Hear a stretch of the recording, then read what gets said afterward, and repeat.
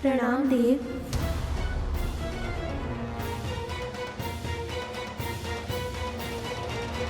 बिना अनुमति मेरे दरबार में घुसने का दुस्साहस। सूर्यदेव, जो अधिकार आपकी उष्मा का समुद्र के जल पर होता है, जो अधिकार बादलों से बरसते हुए जल का पृथ्वी की मिट्टी पर होता है, वही अधिकार एक प्रेयसी का उसकी प्रेमी पर भी होता है। मैं देवी छाया और आपका पुत्र शनि हूँ, और आज यहाँ अपनी माँ को इनका अधिकार दिलाने आया हूँ। उतना ही अधिकार जितना माता संज्ञा का है, इस सूर्यलोक पर और आप पर।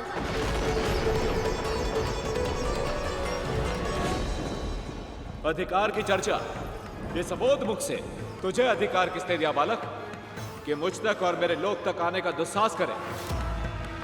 भूल तुम्हारी नहीं, तुम्हारी माता की। जब तुम्हें अपना उचित स्थान स्मरण नहीं रहा तो अपने बालक को क्या सिखाओगे? संज्ञा की छाया थी तुम, बस और कुछ नहीं। ना तुम्हारा कोई अस्तित्व था, ना कोई आकार। योग, संयोग, कष्ट, सुख, वेदना, दुख, अपमान, सम्मान, कोई भावना नहीं थी तुम में। चेतना से शून्य थी तुम, बिल्कुल जड़। संज्ञा ने तुम्हें अपनी दासी, अपनी सेविका के रूप में जन्म दिया। ये साकार रूप दिया केवल इसलिए कि ये मेरा विकराल ताप सहन नहीं कर पा रही थी। इसलिए नहीं कि तुम इनके ही अधिकार का हरण कर लो। मुझे प्रेम करने का अधिकार तुम्हें नहीं था छाया।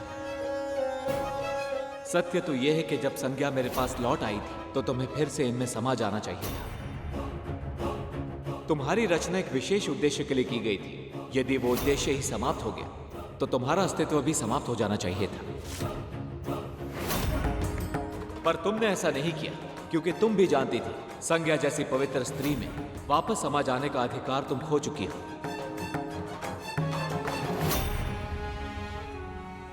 एक स्त्री की सबसे अमूल्य धरोहर, उसका चरित्र ही खो दिया है तुमने। एक स्त्री की सबसे अमूल्य धरोहर, उसका चरित्र ही खो दिया है तुमने। कैसे छाया, कैसे एक पर पुरुष के साथ संबंध बना पाई तुम? कैसे उस पुरुष की सैया सुसज्जित कर पाई जिस पर तुम्हारा कोई अधिकार ही नहीं? इस संपूर्ण सृष्टि में स्त्री के लिए जो सबसे बड़ा पाप है, वो पाप किया है तुमने।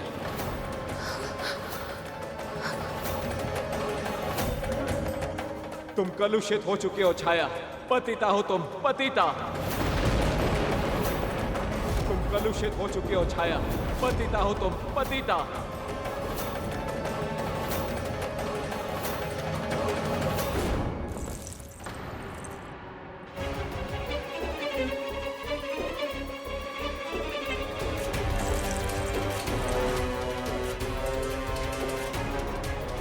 आगे बोलो।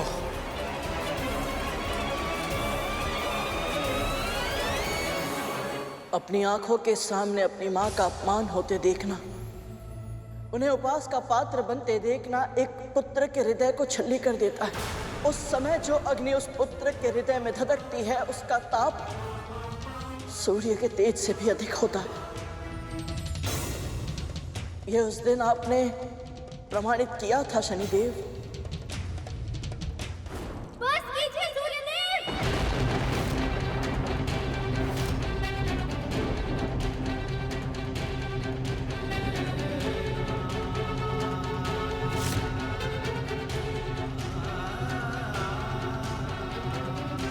यदि मेरी माँ का स्वतंत्र अस्तित्व नहीं था तो अपना चरित्र कैसे खोया इन्होंने?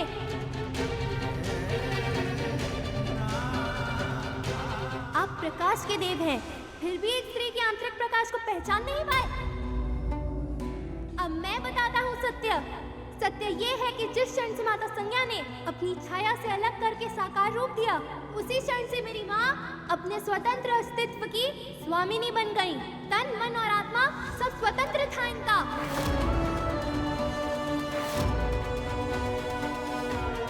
इन्हीं के मनोभावों से संचालित वियोग, संयोग, कष्ट, सुख, वेदना, प्रेम सभी भावनाएं थी इनके मन में। इसलिए आपकी सेवा करते करते इनके मन में आपके प्रति आकर्षण उत्पन्न हुआ। फिर प्रेम हो जाना तो स्वाभाविक ही था। और आपने भी तो इनके प्रेम का उत्तर प्रेम करके ही दिया था।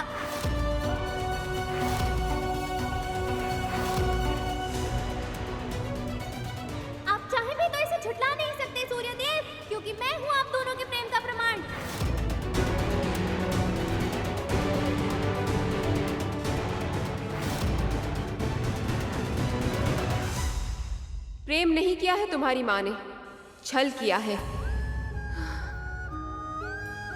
मेरा रूप धर के मेरे पति के साथ संबंध बनाए हैं, उन्हें अंधकार में रखकर। इस सभा में उपस्थित प्रत्येक सभासद ये जानता है कि सूर्य देव के पास सत्य को जान लेने की अद्भुत शक्ति है। कोई भी रहस्य इनसे छुपा नहीं जा सकता। पर इससे भी अधिक महत्वपूर्ण ये है ही माता, यदि एक पुरुष यह नहीं जान पाता कि उसकी शैया में संबंध बनाती स्त्री उसकी पत्नी है या कोई और, तो कटाक्ष उस स्त्री के चरित्र पर नहीं, स्वयं उस पुरुष के चरित्र पर होना चाहिए।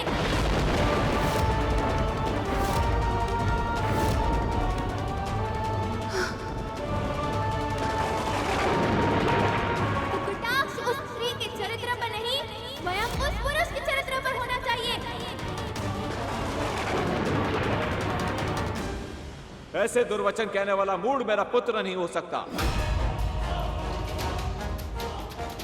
ना इसका रंग रूप मुझसे मिलता है, ना कोई गुण, न जाने किसके साथ अवैध संबंधों का परिणाम है ये बालक। न जाने किसके साथ अवैध संबंधों का परिणाम है ये बालक। पर इतना स्पष्ट है कि ये बुद्धिहीन और तेजहीन है। मेरा पुत्र नहीं है ये, मेरा पुत्र नहीं है ये, मेरा पुत्र नहीं है ये।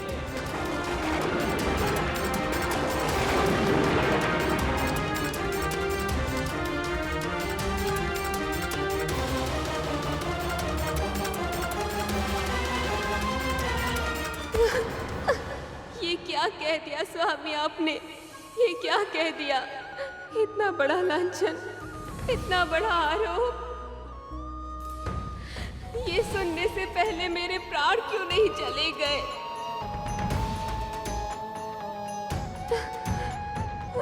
माँ, माँ, नहीं माँ, आप मत रोइए।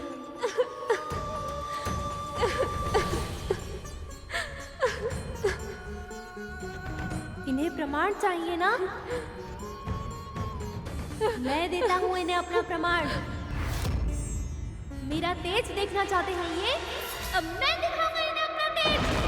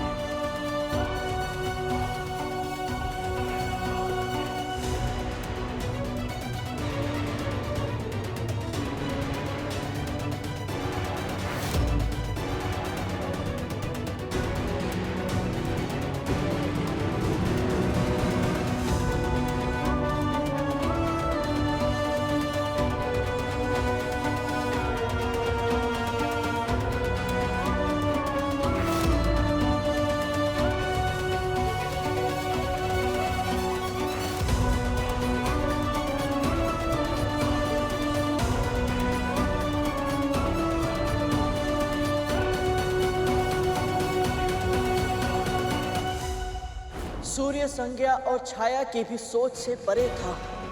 ये बालक ऐसी शक्ति साधेगा कि सूर्य संज्ञा शून्य हो जाएंगे, हर सभासद भौचक रह जाएगा।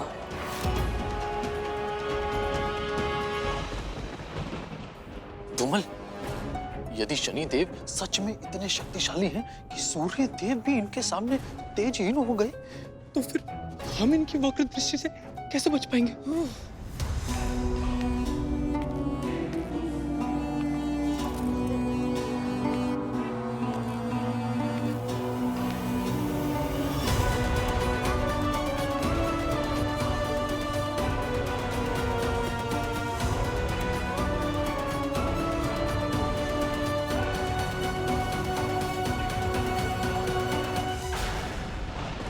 क्या हुआ गरुड़?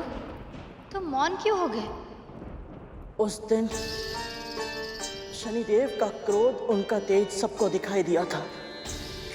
पर किसी को उनकी पीड़ा नहीं दिखाई दी थी। उनके हृदय में उठता भवंडर किसी को नहीं दिखा था। संसार में ऐसा कोई पुत्र नहीं है जो अपने पिता का अनादर करना चाहता हो, पर अपने मां के सम्मान के लिए शनिदेव को अपने पिता के विरुद्ध सर उठाना पड़ा। इस बात की पीड़ा कितना दंश देती है, ये कोई और नहीं समझ सकता। ये क्या कर रहे हो तुम?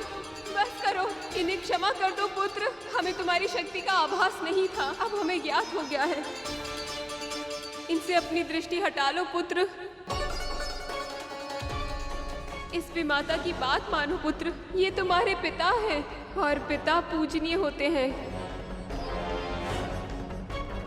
तुम्हारे पिता को सारा संसार पूजता है, समस्त संसार का जीवन इन्हीं से संचालित होता है।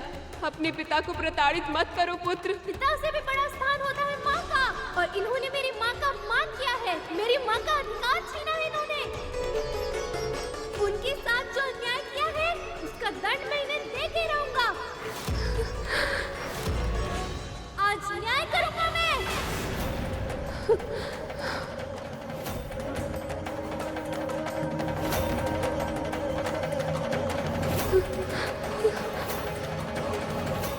कर शनि।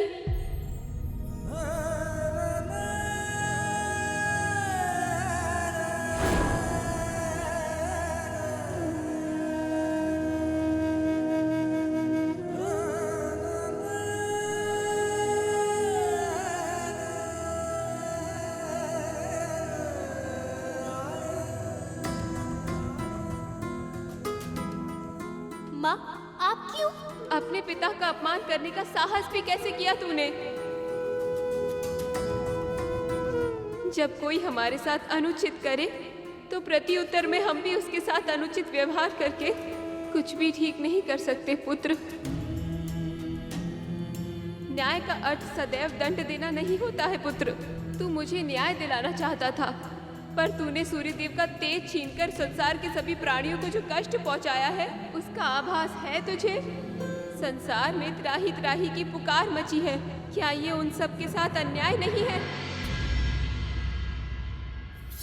न्याय का एक ही सिद्धांत है पुत्र, सहस्त्र अपराधी मुक्त हो जाए पर एक भी निर्दोष को दंड नहीं मिलना चाहिए।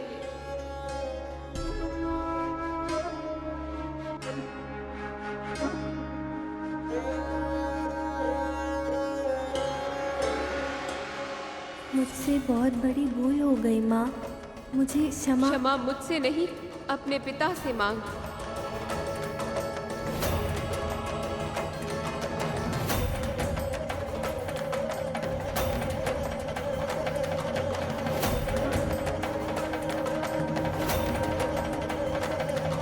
भूल तो मुझसे हुई है पुत्र। देवी छाया, मैं आपको अपनी पत्नी के रूप में और शनि को अपने पुत्र के रूप में स्वीकार करता हूं।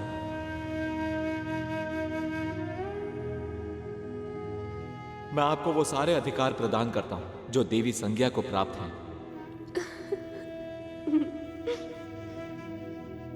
छाया, मेरी बहन, मेरे अपमान भरे व्यवहार को भुलाना तुम्हारे लिए असंभव है, लेकिन फिर भी हो सके तो मुझे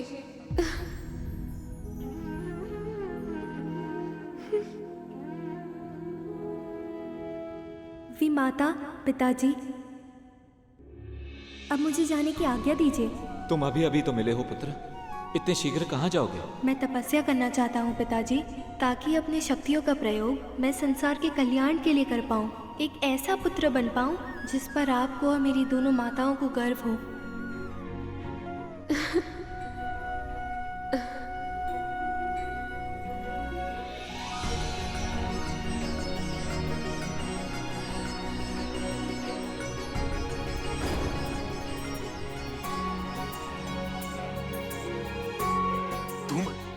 हमारी माँ ने शनिदेव के बारे में हमें ये सब क्यों नहीं बताया?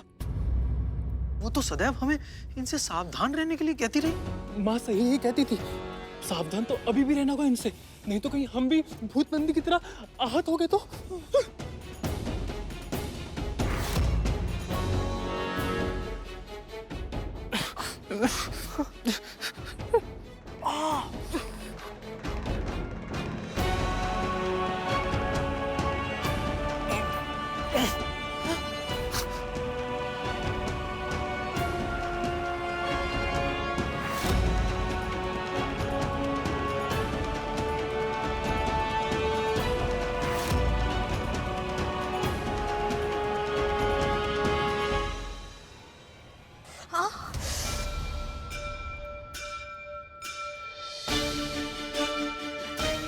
हुआ? मेरी अस्थि में अचानक बहुत तीव्र पीड़ा हुई। अस्थि में पीड़ा तो शनि के प्रकोप के कारण होती है।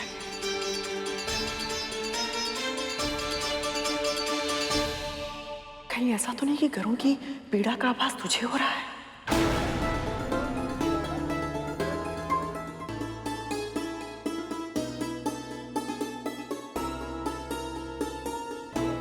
पता नहीं दीदी, मैं बस इतना जानती हूँ, यदि हमारा संदेश सत्य है और हमारे पुत्र शनि ग्रह पर ही हैं, तो हमें बिना भयभीत हुए शनिदेव की पूजा की तैयारी करनी चाहिए। यदि इसका आभास इतना दृढ़ है तो अवश्य ही मेरे पुत्र गरुड़ के साथ शनिदेव के समक्ष होंगे। हमें उड़द दाल, काले तिल, नीलम, काली गाय और भैंस का दान किसी निर्धन ब्राह्मण को करना चाहिए। पूरे हृदय से उन्हें भोजन कराना चाहिए और श्वान को दही चावल भी खिलाने चाहिए।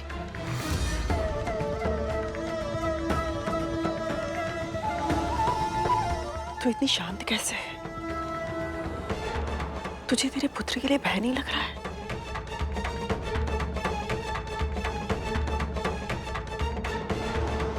यदि शनिदेव मेरे पुत्र को कोई कष्ट देते हैं तो वो उसके कर्मों का ही फल होगा।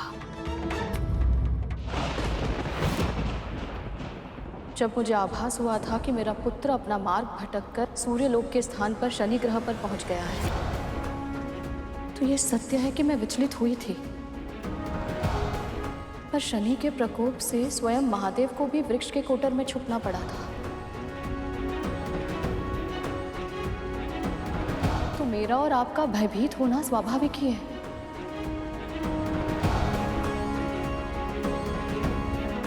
पर जो हो रहा है वो हमारे नियंत्रण में नहीं है। यदि गरुड़ वहां तक पहुंचा है तो इसमें भी श्री विष्णु की ही इच्छा होगी।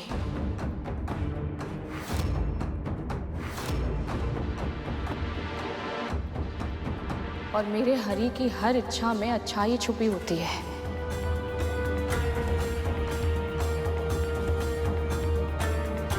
एक माँ होने के नाते मुझे अपने दिए हुए संस्कारों पर, अपने पालन पोषण पर पूरा विश्वास है। मेरे पुत्र ने ऐसा कोई कार्य नहीं किया होगा जिससे शनि देव को उसे दंड देना पड़े।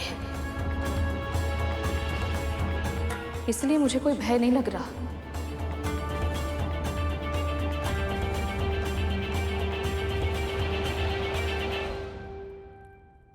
मुझे सूर्य पुष्प चाहिए और उसके लिए तुझे सूर्यलोक जाना होगा।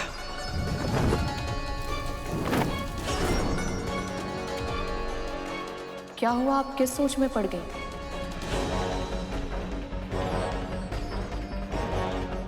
तुझे तो बहुत सारी तैयारियां करनी थी ना। स्मरण रहे, कोई भी भूल नहीं होनी चाहिए। यदि तेरे या तेरे पुत्र के कारण मेरे पुत्रों का हित हुआ तो परिणाम अच्छा नहीं होगा।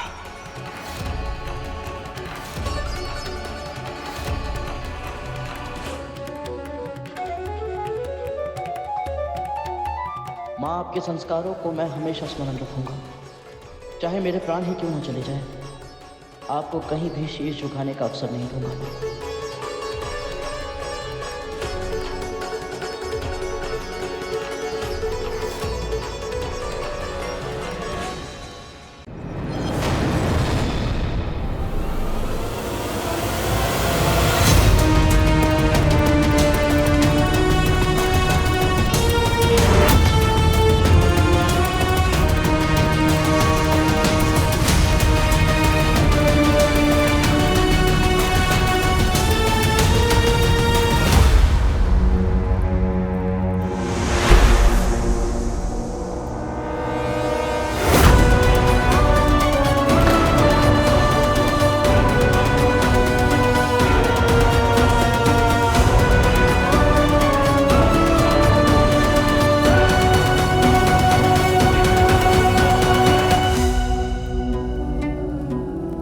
अपने माता पिता और विमाता से आशीर्वाद लेकर आपने इतनी कम आयु में भीषण तप किया।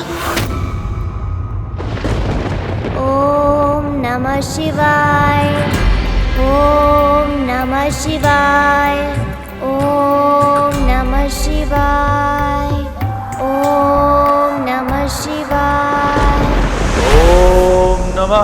शिवाय। ओम नमः शिवाय। ओम नमः शिवाय। ओम नमः शिवाय। ओम नमः शिवाय। ओम नमः शिवाय। छायापुत्र शनि,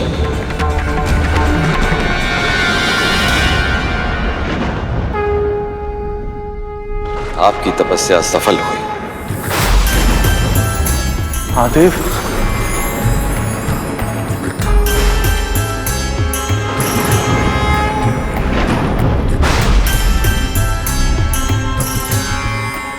प्रणाम महादेव। मैं आपकी भक्ति से अत्यधिक प्रसन्न हूं। आप निर्दोष हैं, स्वभाव से निष्पक्ष हैं। इसीलिए पृथ्वी पे जन्म लेने वाले सभी व्यक्तियों को उनके कर्म अनुसार फल देने का कार्यभार मैं आपको सौंपता हूं।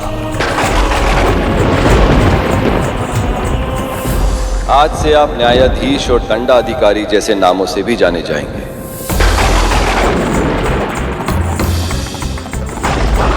आपका धर्म होगा प्रत्येक प्राणी को उसके कर्म के अनुरूप न्याय और दंड देके उन्हें और पाप करने से रोकना, ताकि वो अपने जीवन को मोक्ष की ओर अग्रसर कर सके।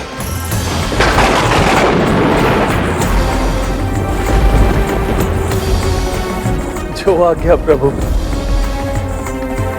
इससे पहले कि आप किसी और के साथ न्याय करें, आवश्यक है कि मैं आपके साथ न्याय करूं।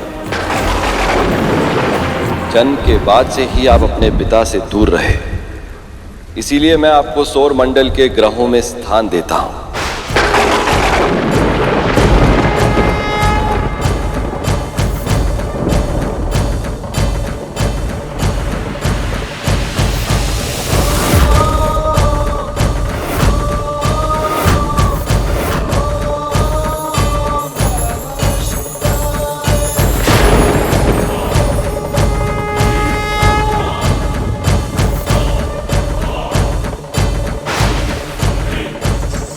आज से आपके शस्त्र होंगे त्रिशूल,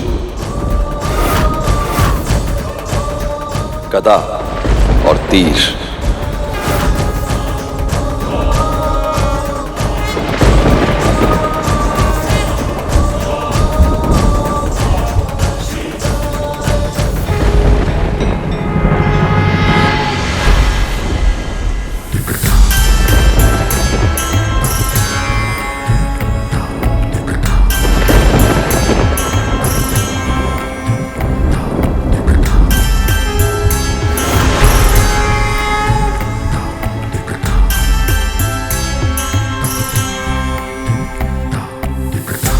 महादेव की जय हो। महादेव की जय हो। महादेव की जय हो। महादेव की जय हो।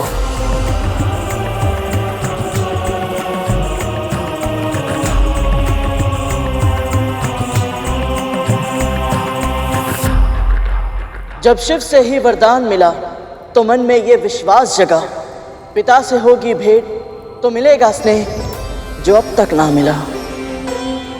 और एक बार फिर आपके हाथ आई तो केवल और केवल फिर निराशा। पिता में स्नेह का भाव था, न मिटा आपके भीतर का कुहासा। सूर्य का तेज समाप्त किया था आपने प्रथम भेंट में ही, जिस कारण उनके हृदय में अविश्वास था, संदेह था। फिर मिलते ही आप तप करने उनसे दूर भी तो चले गए थे, तो कैसे जानते वो आपको कि आपके मन में कौन से भाव बसे थे। सौर मंडल के शेष ग्रह भी आपकी तपस्या के बाद मिले वरदान से आशंकित थे। आपकी शक्ति की कथाएं सुन चुके थे, भयभीत वो आपसे दूर रहना चाहते थे। मन, व्यक्तित्व, विचार, व्यवहार से आप क्या हैं ना वो समझते थे और ना वो समझना चाहते थे। इसीलिए आप जब सूर्यदेव के दरबार में पहुंचे तो देखा कि नियति ने फिर आपको छला है, अब विलंब हो चुका है।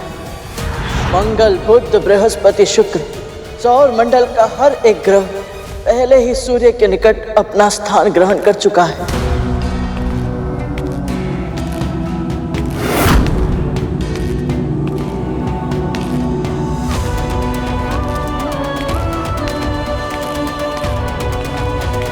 प्रणाम पिताश्री। आओ शनि, अपना स्थान ग्रहण करो।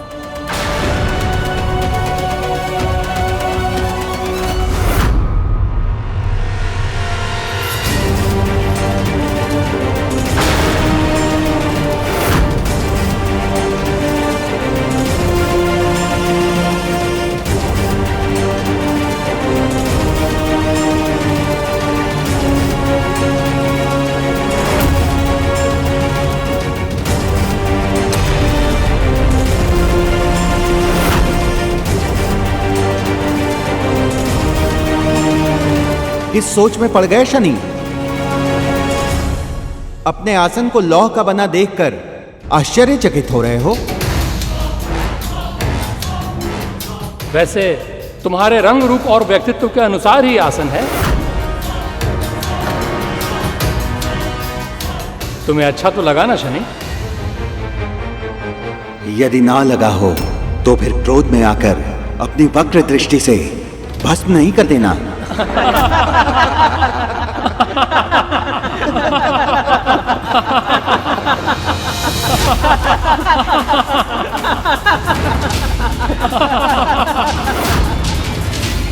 ये सब परिहास करते तो मैं भी इनके साथ हंसता, परंतु ये मेरा उपहास कर रहे हैं और आप मौन हैं। आपके इस दरबार में अन्य सभी स्वर्ण के सिंहासनों पर विराजमान हैं और मेरे लिए लौह का आसन। मुझे स्वर्ण से प्रेम नहीं है पिताश्री, परंतु सत्य, समानता और न्याय से है। और सत्य ये है, आज एक बार फिर आपने मेरी उपेक्षा की।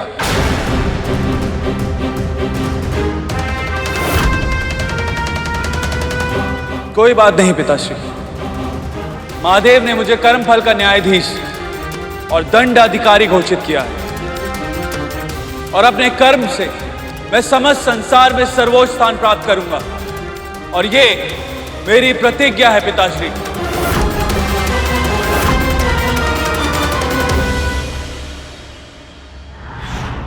आपको दंडाधिकारी का कार्यभार सौंपा गया था शनिदेव, और जो दंड देते हैं उनसे सभी भयभीत तो होते हैं पर उनका सम्मान नहीं कर पाते, क्योंकि आपकी छवि ही ऐसी है कि आपके सामने आने के बाद सभी को अपने बुरे कर्मों की स्मृति सताने लग जाती है।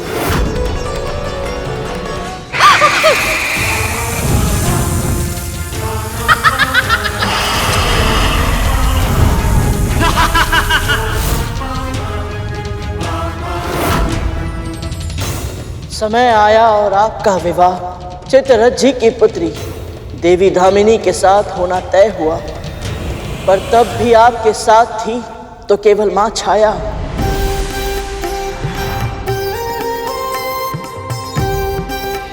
पिता का आगमन बस औपचारिकता के लिए हुआ, पर एक भी ग्रह आपकी प्रसन्नता में सम्मिलित नहीं हुआ। वो अपमान भी आपने जिया और देवी से गंधर्व विवाह किया।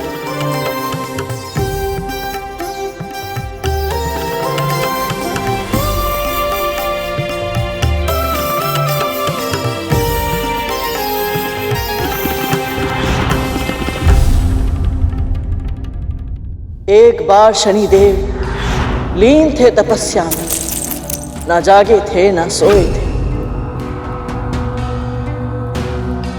श्रृंगार कर पत्नी निकट आई, पर पति तो ईश साधना में खोए थे।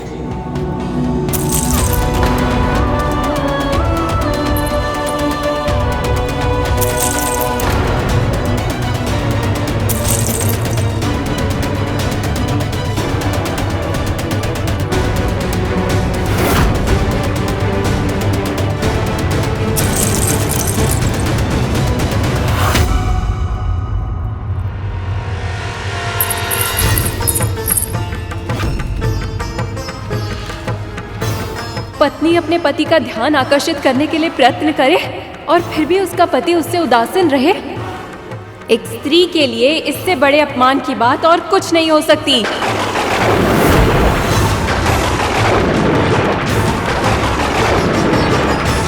इतने उमंगों के साथ विवाह किया था मैंने आपसे। कल्पना भी नहीं की थी कि मेरी इच्छाओं का ऐसे दमन होगा। यदि आपके मन में मेरे लिए इतना भी प्रेम नहीं है कि एक बार अपने नेत्र उठाकर मुझे देख ही ले, तो क्या लाभ है ऐसे नेत्रों का? यदि 16 श्रृंगार करने के बाद भी आपकी दृष्टि मुझे नहीं देख सकती, तो व्यर्थ है ऐसा जीवन। और व्यर्थ है आपकी ऐसी दृष्टि। इसलिए मैं पतिव्रता धामिनी अपने सतीत्व के सभी पुण्यों को साक्षी मानकर आपको श्राप देती हूँ कि आज के बाद आपकी दृष्टि जिस पर भी पड़े उसका सर्वनाश हो जाएगा।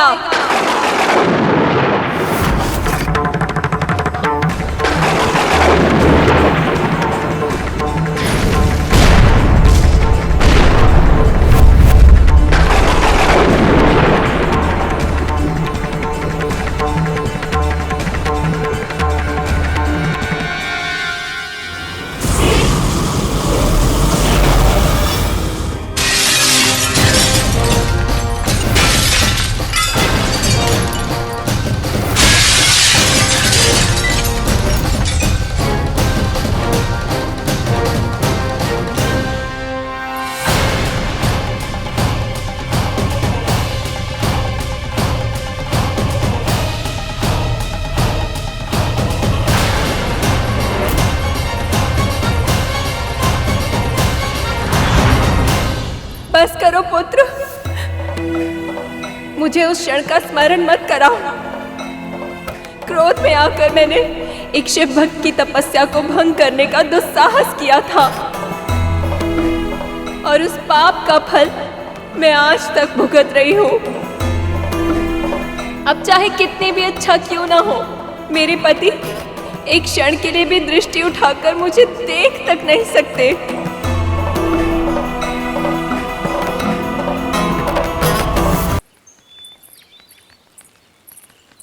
तिल के लड्डू बन गए हैं ना?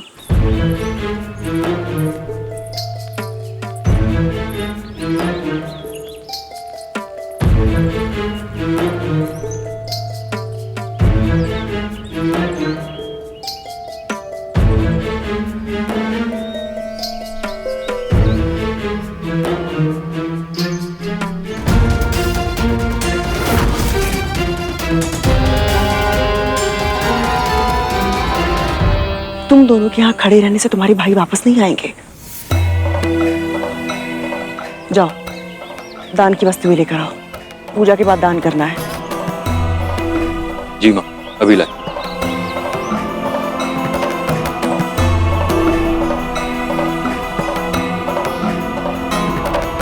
देवी धामिनी के श्राप के बाद आपकी दृष्टि न केवल उनके लिए बल्कि पूरे संसार के लिए अभिशाप बन गई। पिता की उपेक्षा, मां से वियोग और पत्नी के श्राप जैसे अनेक दुखों से उत्पन्न नकारात्मक ऊर्जा आपकी तपस्या के कारण तपोबल में बदल गई और उसी तपोबल का परिणाम है आपकी वक्र दृष्टि और उसका अद्भुत प्रभाव। अब यह दृष्टि जिस प्राणी पर पड़ती है उसकी दुर्गति निश्चित ही हो जाती है।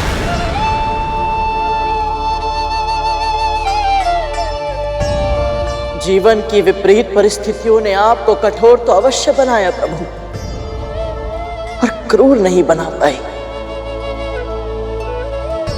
महादेव ने आपको दंडाधिकारी के पद पर आसीन किया क्योंकि आप स्वभाव से ही निष्पक्ष हैं। किसी भी व्यक्ति, परिस्थिति या स्थान से कोई भी भावनात्मक लगाव नहीं रखते आप। बस कर्मों का फल देकर न्याय करते हैं।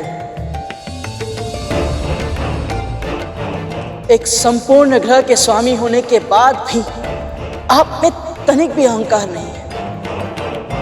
इतना अपमान सहा आपने, पर फिर भी प्रतिशोध की भावना को अपने भीतर पनपने नहीं दिया। अधर्मी को कभी क्षमा नहीं करते आप, और धर्म का पालन करने वालों का तनिक भी अहित नहीं करते।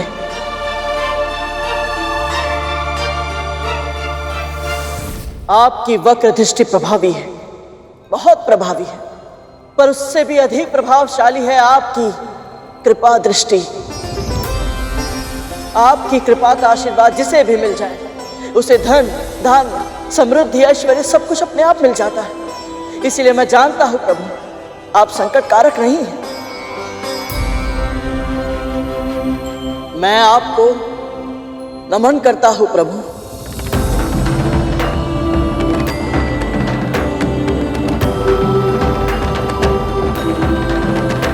गरुड़, तुमने अपने वचन का मान रखा। हमारे जन्म और जीवन की कथा पूर्ण शुद्धता से सुनाई, और बहुत ही बुद्धिमानी से तुमने अपनी मां की चुनौतियों को हमारी मां की कठिनाइयों के साथ जोड़कर प्रस्तुत किया, ताकि तुम हमें भावुक कर पाओ। इससे एक बात सिद्ध होती, प्रारंभ में भले ही तुम मौन रहे हो, लेकिन वार्तालाप की कला में तुम पारंगत हो।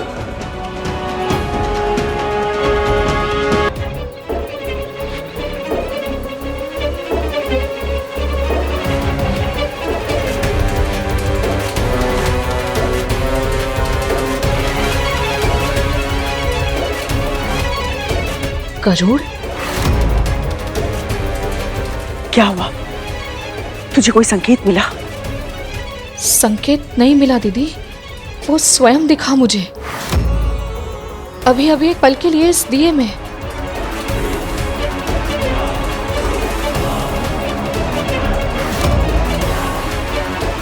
और साथ में उसके नाग भाई भी थे। इस संकेत का क्या अर्थ हुआ? उन पर कोई संकट तो नहीं?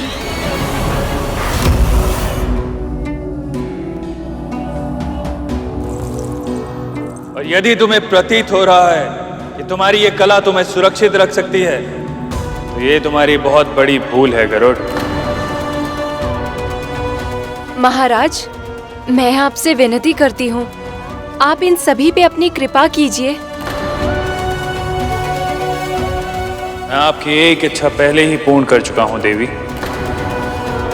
हम सब ने गरुड़ को सुना है, परंतु हमारी व्यक्तिगत भावनाएं न्याय के मार्ग में अवरोध नहीं उत्पन्न कर सकती। मैं अपने धर्म का पालन करूंगा देवी, और शनि दरबार में इन सब के भाग्य का निर्धारण भी वैसे ही होगा जैसे आज तक होता आया है, उचित प्रक्रिया के माध्यम से। मैं तुम सबके हृदय, आत्मा और मस्तिष्क की गहराइयों में झांकूंगा।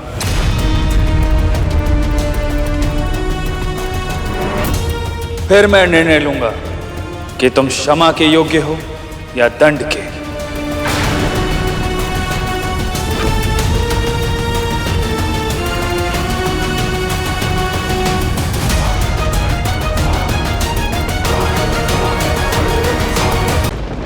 महाराज, गरुड़ के संस्कार तो आप देख ही चुके हैं, और शेष उन्हीं के भाई हैं। मैं आपसे विनती करती हूँ, आप इन सभी पे अपनी कृपा कीजिए।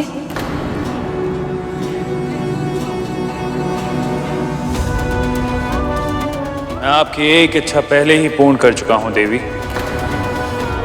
हम सब ने गरुड़ को सुना है, परंतु हमारी व्यक्तिगत भावनाएं न्याय के मार्ग में अवरोध नहीं उत्पन्न कर सकती। मैं अपने धर्म का पालन करूंगा देवी, और शनि दरबार में इन सब के भाग्य का निर्धारण भी वैसे ही होगा जैसे आज तक होता आया है, उचित प्रक्रिया के माध्यम से।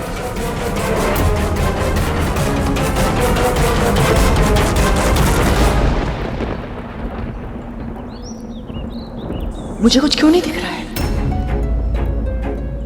मेरे पुत्र क्यों नहीं दिखाई दे रहे मुझे? मौन क्यों है तू? क्या दिखा तुझे?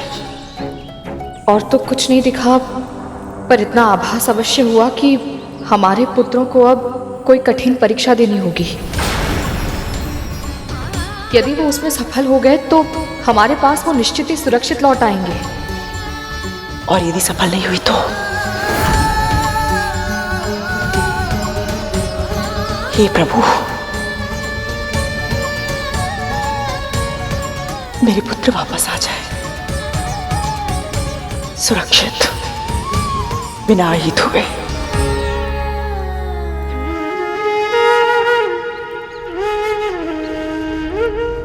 गरुड़, सही कहा तुमने। मेरे जीवन की परिस्थितियों ने मुझे कठोर बना दिया है, परंतु ये कठोर आज तुम्हें केवल इसलिए क्षमा नहीं करेगा क्योंकि तुमने अपनी मां की कथा स्मरण करके हमें सुनाई है। मैं तुम सबके हृदय, आत्मा और मस्तिष्क की गहराइयों में झांकूंगा।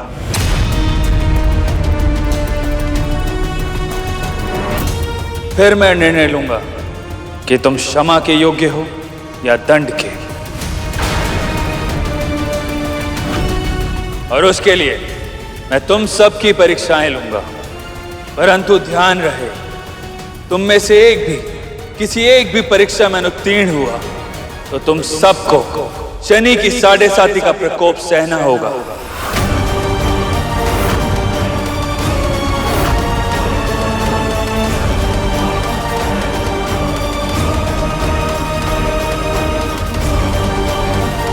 मैं आप सबको सुरक्षित लेकर जाऊंगा यहां से। विपदा में व्यक्तित्व निखरता है गरुड़, इसलिए सामने कितना भी घनघोर संकट क्यों ना आए, तू सदैव अपने आदर्शों पर अडिग रहना। यदि तू ऐसा कर पाया तो अपने आप संसार के लिए वंदनीय बन जाएगा। देव, मेरी मां कहती है कि परीक्षा से कभी भी भयभीत नहीं होना चाहिए, क्योंकि यदि तुम्हें सही उत्तर पता हो तो आत्मविश्वास बढ़ता है, यदि ना पता हो तो ज्ञान। इसीलिए आप कैसी भी परीक्षा क्यों ना लें, मैं तैयार और उत्सुक भी।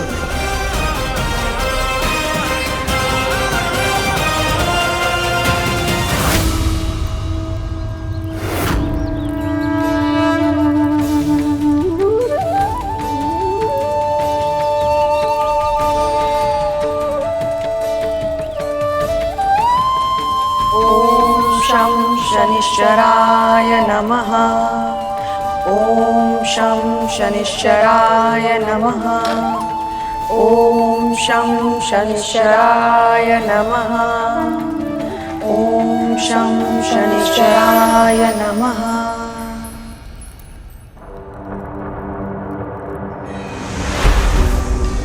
प्रथम परीक्षा के रूप में मैं तुमसे कुछ प्रश्न करूंगा गरुड़, और इस कर्पूर के पूर्ण तरह जल जाने से पहले तुम्हें उन सभी के उत्तर देने होंगे।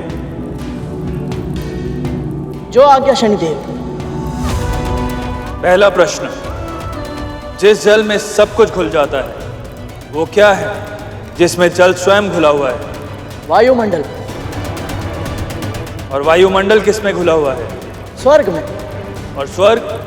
स्वर्ग और सभी शेष लोग वैकुंठ में घुले हुए हैं देव। वैकुंठ, वो किस में घुला हुआ है?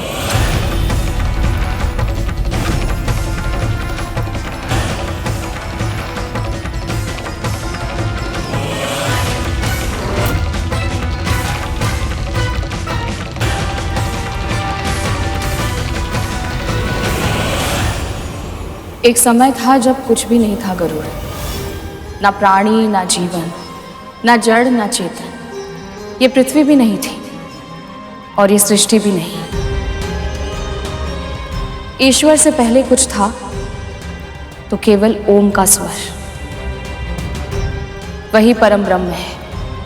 उसी से संपूर्ण सृष्टि का जन्म हुआ है।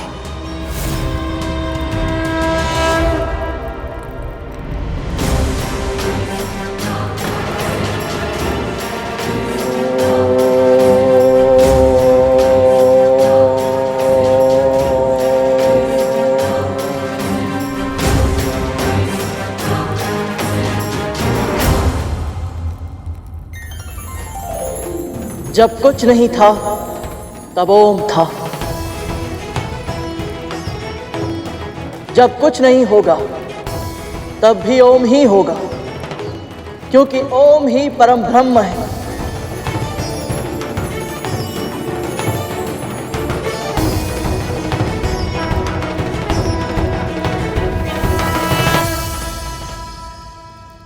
तुम अपनी पहली परीक्षा में सफल हुए गरुड़।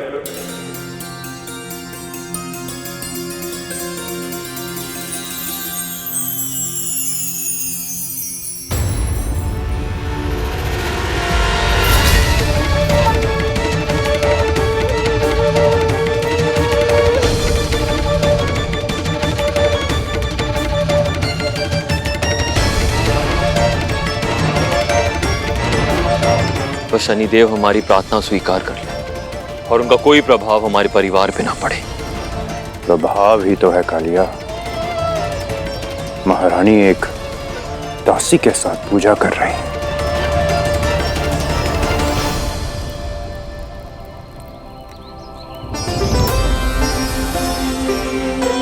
ओम शं शनिश्चराय नमः। लगता है तुम्हारी माँ और विमाता को आभास हो चुका है कि तुम संकट में हो। उनकी प्रार्थनाओं की ध्वनि मुझ तक पहुंच रही है। ओम शं शनिश्चराय नमः। मां से कभी कुछ नहीं छिपता। न जाने कैसे वो मेरे बिना कुछ बताए सब कुछ जान जाती है। दूसरी परीक्षा और अधिक कठिन है गरुड़।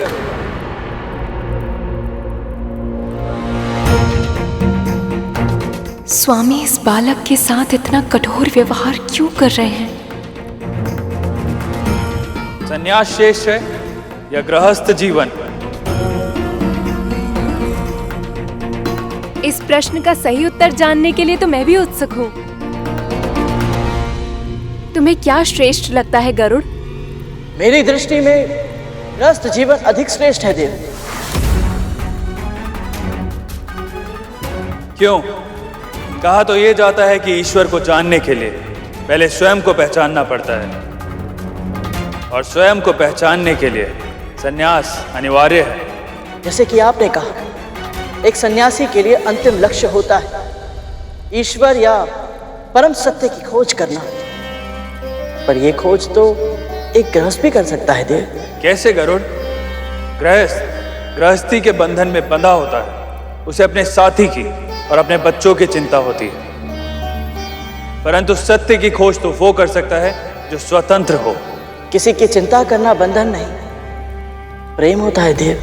प्रेम भी तो एक बंधन ही है गरुड़। क्षमा करे देव, यदि प्रेम निस्वार्थ भाव से किया जाए तो बंधन नहीं होता। ऐसा मानने के लिए तुम स्वतंत्र हो गरुड़, पर इसको सिद्ध करने के लिए कोई उदाहरण दे सकते हो?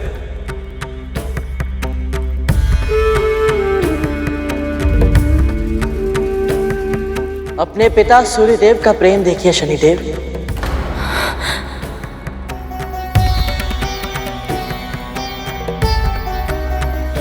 चाहे फूल हो या कांटे, सूर्यदेव समान रूप से सभी को अपनी धूप, अपनी ऊर्जा देते हैं ताकि संसार को जीवन शक्ति मिल सके।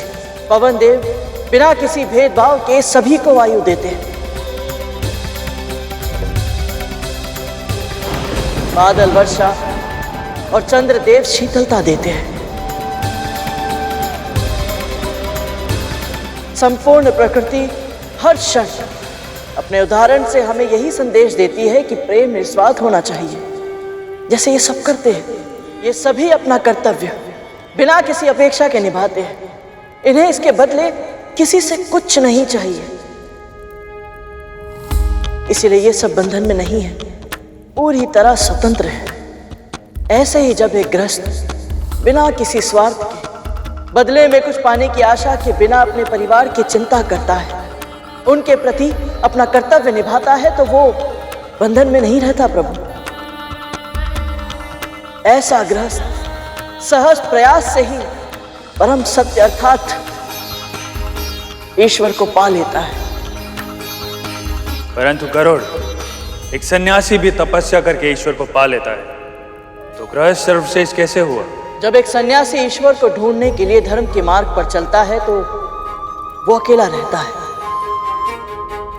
पर जब एक गृहस्थ भक्ति के मार्ग पर चलता है तो उसके साथ पूरा कुटुंब ईश्वर के पथ पर अग्रसर हो जाता है। सन्यासी का ज्ञान बस उसी तक सीमित रहता है और जो ज्ञान गृहस्थ अर्जित करता है उसे अपने परिवार के साथ, पास पड़ोसियों के साथ, संबंधियों के साथ बांटता है।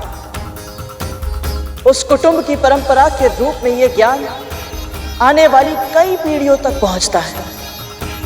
इसीलिए मेरा मानना यह है देव कि सन्यासी आदरणीय होता है, पर उससे भी कहीं अधिक श्रेष्ठ गृहस्थ होता है।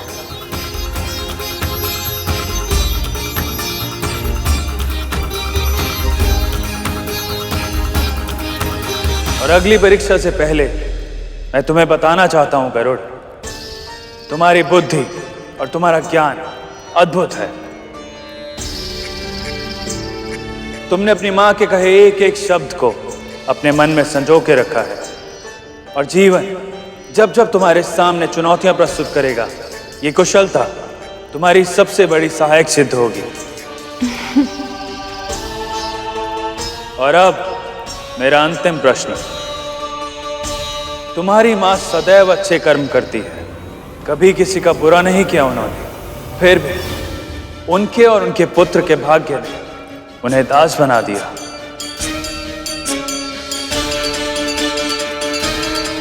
तो बताओ गरुड़, कर्म बड़ा हुआ या भाग्य?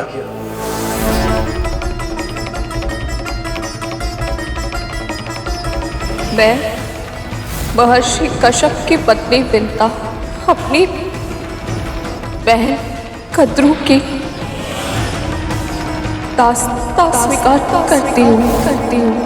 मैं महर्षि कश्यप और मां विंता का पुत्र गरुड़, मेरी विमाता महारानी कद्रू और उनके 1 सहस्त्र पुत्रों की दास्तां स्वीकार करता हूँ।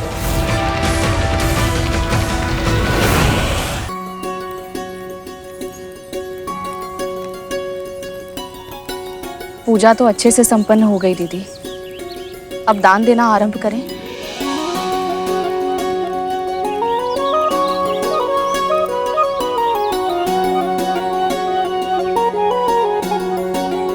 ये काली उड़द की दाल, काले तिल और नीलम रत्न है। बस मुझे इतना आशीर्वाद दीजिए कि शनि देव के ग्रह से मेरे पुत्र सुरक्षित लौट आए। जैसा तुम चाहती हो वैसा ही होगा पुत्री। शनिदेव तुम्हारे पुत्रों पर कृपा करें, उन्हें सुरक्षित अपने ग्रह से निकल जाने दें। बाबा, ईश्वर की प्रेरणा से मेरी ओर से ये छोटी सी भेंट स्वीकार करें। आशीर्वाद में कुछ विशेष नहीं मांगोगी पुत्री? आपको जो उचित लगे अपनी पुत्री समझकर दे दीजिए। अद्भुत पुत्री, अद्भुत। जो मांगता है उसे बस वही मिलता है जिसकी उसने इच्छा व्यक्त की है, पर जो नहीं मांगता उसे ईश्वर वो सब कुछ देते हैं जो उसके लिए उचित होता है। तुम निश्चिंत रहो, शनिदेव तुम्हारी प्रार्थना अवश्य स्वीकार करेंगे। तुम्हारे पुत्र को कभी कोई हानि छूकर भी नहीं जाएगी। ऐसी बातें करके विंता क्या सिद्ध करना चाहती है कि उसका पुत्र प्रेम मुझसे अधिक निस्वार्थ है। आइए बाबा, अपना स्थान ग्रहण कीजिए, भोजन कर लीजिए।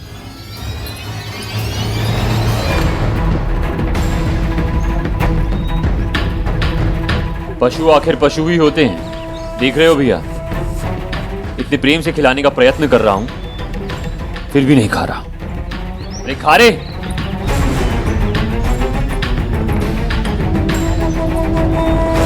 उसे भी वश मत करो, मैं खिलाती हूँ।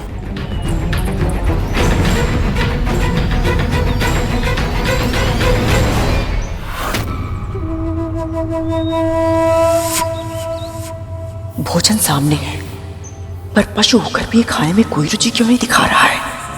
यदि इसने भोजन ग्रहण नहीं किया तो इसका अर्थ होगा कि शनिदेव मेरी पूजा से प्रसन्न नहीं है, और यदि ऐसा हुआ तो मेरे पुत्र।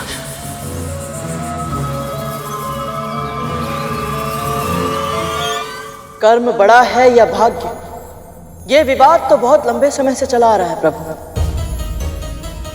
सत्य तो ये है कि ये प्रश्न मैंने स्वयं से और अपनी माँ से कई बार किया है कि हमारा जीवन ऐसे क्यों है।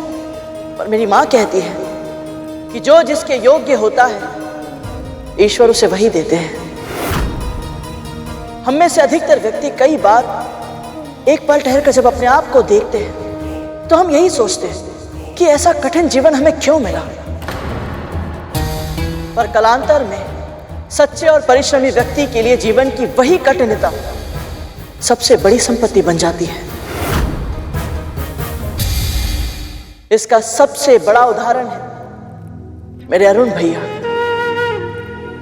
जिनके भाग्य में अर्धविकसित अवस्था में जन्म लेना लिखा था।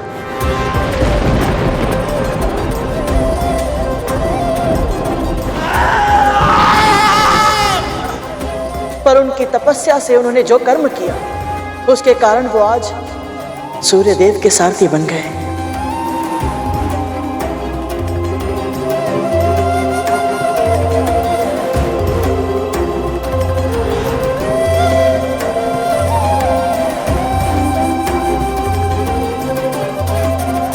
इससे यही सिद्ध होता है देव कि भाग्य में जो लिखा है वो महत्वपूर्ण नहीं है।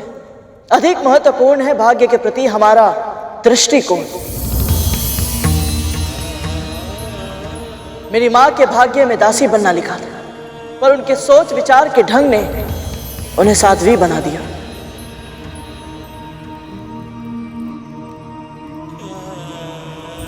दृष्टिकोण हमारा विषय नहीं है गरुड़। प्रश्न का उत्तर दो, कर्म बड़ा है या भाग्य?